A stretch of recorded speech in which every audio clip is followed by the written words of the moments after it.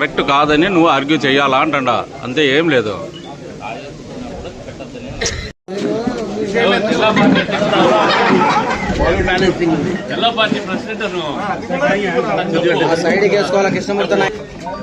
Vote vending లో భాగంగా తొలగిస్తా ఉంటే కొన్ని మతపరమైన విశ్వాసాలు ఉన్నందువల్ల కొంతమంది ఆ నిరసన చేసినందుకు వ్యతిరేకంగా కక్ష సాధింపు చర్యగా డిప్యూటీ సీఎం గా ఉన్నటువంటి అప్పట్లో అమ్జద్ బాషా అతను అనుచరులు కలిసి అప్పుడు తప్పుడు అక్రమ కేసులు బనాయించినారు. 445, 446, 447.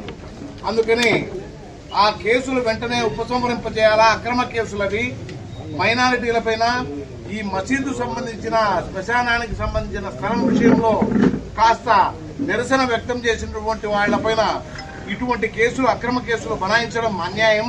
వాటిని మీకు చెప్తూ మేము తెలుగుదేశం పార్టీ జిల్లా అధ్యక్షుడైనటువంటి శ్రీనివాసులు రెడ్డి గారికి, అట్లే ఎమ్మెల్యే మాధవిరెడ్డి గారికి ఈ రిప్రజెంటేషన్ ఇస్తున్నాం.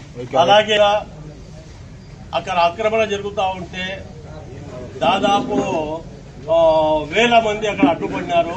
అందులో ఒక 15-16 మంది నాయకుల మీద కేసు పెట్టి కడప నుంచి అక్కడి నుంచి రాత్రి 12 గంటలకు విడుదల చేశారు. అలాగే ఈ కేసులు ఇప్పటికే దాదాపు ఎవరు పెట్టింది చెప్పాలా, దాదాపు 16 మంది కేసులు ఉపసంహరించుకోవాలని చెప్పేసి, ఎందుకంటే శ్రీనివాసరెడ్డి సార్ ఇంత ముందు కూడా అన్నారు. ఆ వాసు సార్ని మేము వినతి పత్రం ఇస్తున్నాం, మేడం గారిని కూడా. ఓకే, మీరు చెప్పండి అన్న, మీరు చెప్పండి ఏం చేశారు దానిపైన.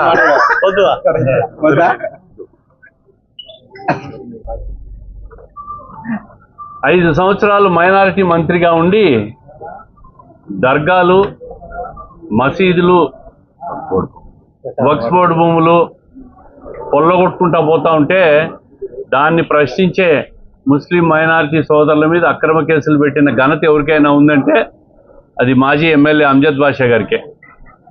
దానిపైన ఈ అఖిలపక్షం అంతా వచ్చి ఆ కేసులను తొలగించమని అడిగినారు. చట్టపరంగా పోలీసులతో మాట్లాడి తప్పకుండా ఎంతవరకు చట్టపరంగా తప్పకుండా మీకు న్యాయం చేస్తాం. థ్యాంక్